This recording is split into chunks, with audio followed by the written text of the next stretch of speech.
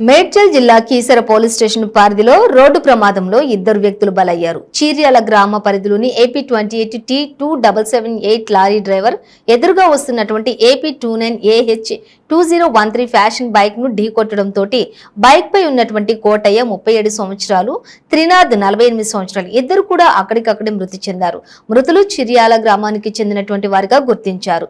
ఈ విషయం తెలుసుకున్నటువంటి పోలీసులు కేసు నమోదు చేసి పోస్ట్ మార్టం నిమిత్తం గాంధీ ఆసుపత్రికి తరలించారు.